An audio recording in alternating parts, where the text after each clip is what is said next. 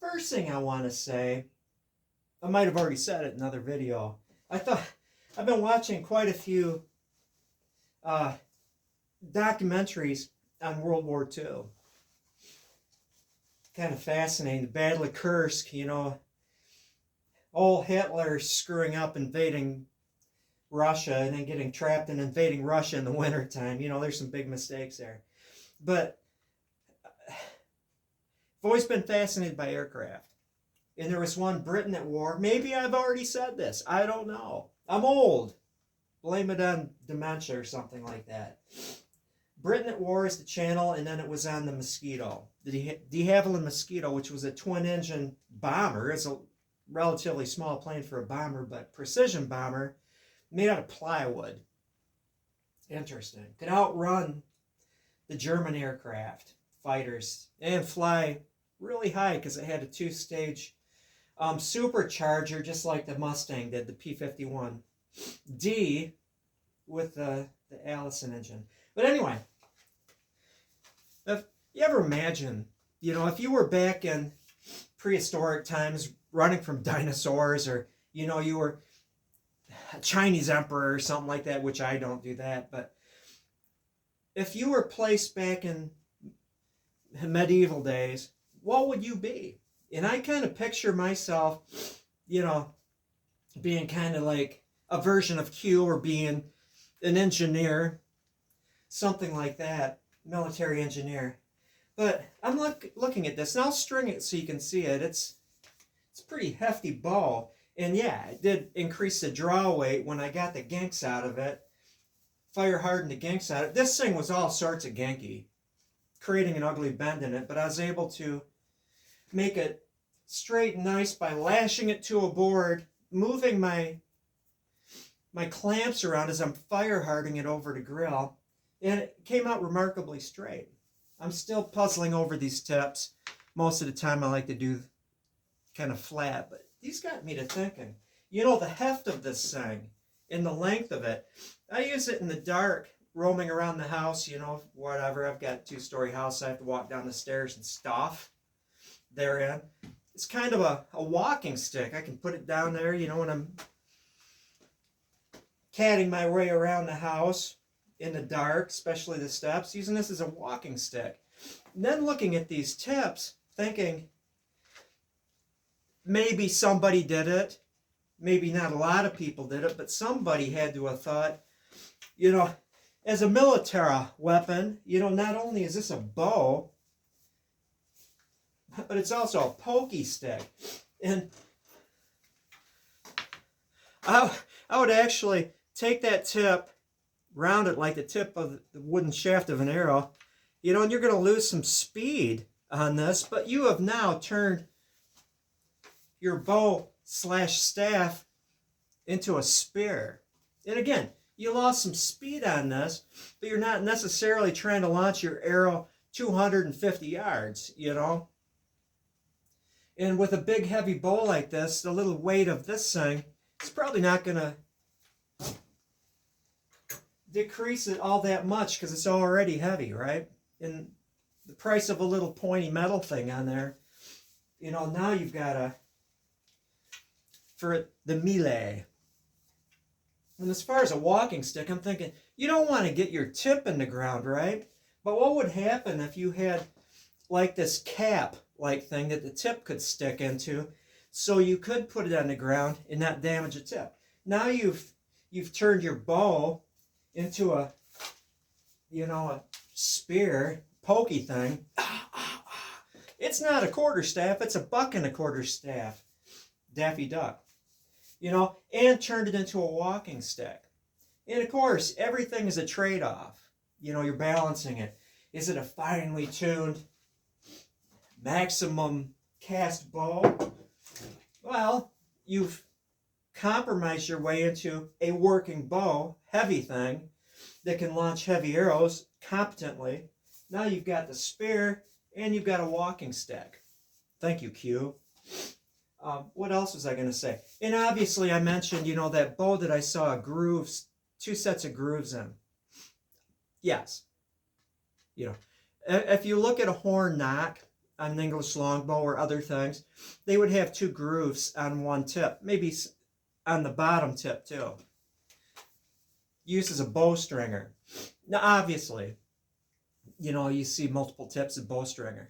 But the one bow I saw had the tip up here and then 2 sets of tips that were at a distance that could have possibly been, and again I'm acting as Q, the medieval alchemist of engineered devices, could have possibly been that you would have 2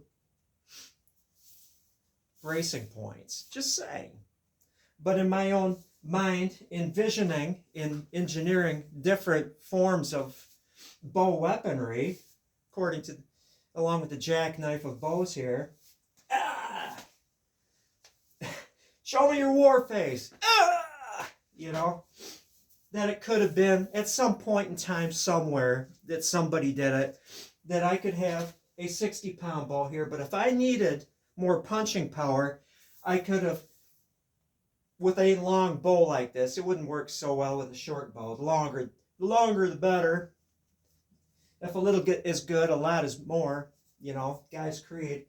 Then I could have had 85 or 90 pounds punching power. Just saying, I'm just throwing it out there. I'm inventing stuff here. Now let's string this bad boy. Oh, before I do it, see, I used this very cooked piece of wood. To lash this bow on. Here would have been nice if it was full length, you know, but you can just slide it around here so you can wind up in one session without having to restart your grill. You can, of course, use this shorter board, a board shorter than the bow, to fire harden it. Now this might reduce its ability to be a spear a little bit. Can you see the curve in this with the little clamping points? I'm toying with the notion, although Reflex is like a cat, very old cat. It would reduce its ability to be like a walking stick or a spear, but I might lash this thing to this curved one to give it reflex. I think I will do that because in reality, I don't need a spear. I've gotten along in my life this far without a spear. Can't shoot it here because it's kind of close quarters, but I can show you that it actually has a bend. Where's the middle? I need to put a mark because I'm pushing down in the center with my knee. Watch this be the one time that my string breaks. I'll give it a little bit more, just to exaggerate the curve. It's a long bow. I don't have much space in here. I'm not far from the... You can see it's very bow-like now. I could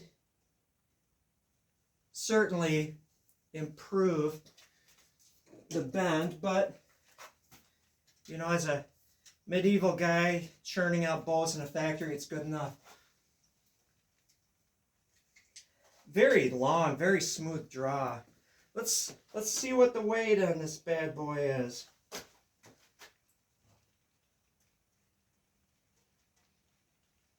65 pounds.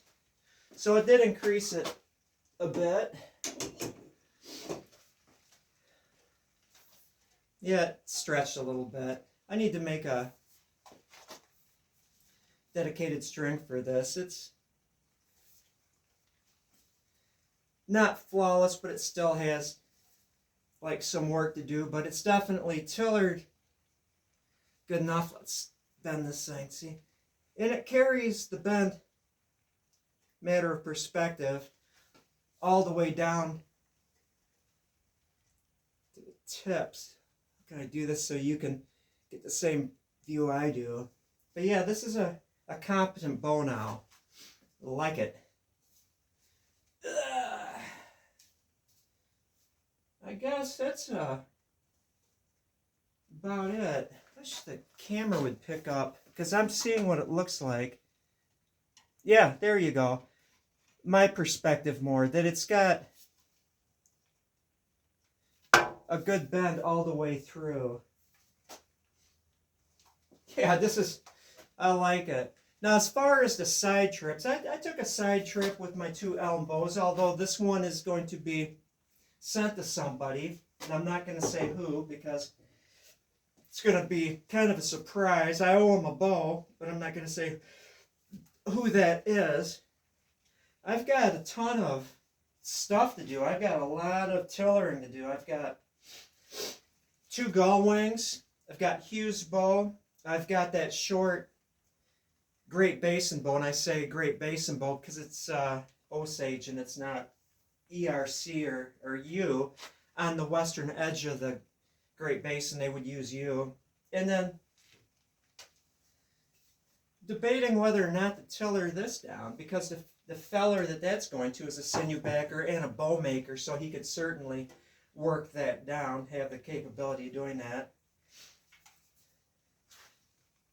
Oh man, this is super cool. And again, you know, envisioning the actual bows. If this was wych elm, W-Y-C-H, I don't know if it's pronounced witch, I've heard it being told that, and not American elm, the wych elm is stiffer, right? So if this was dimensionally exact as that wych elm, this would not be a 65-pound bow, this would be a heavier bow. And if I did put a second set of grooves in here, I would have this 65-pound bow. It would now, with the distance tightened up here, would be higher. More punching powered. Go through oak doors and Knights helmets and stuff. Well, with that, I shall draw this to a close. I thank you for watching. Have a good day. Yeah. Success. Part 2 of my Robin Hood costume is now complete.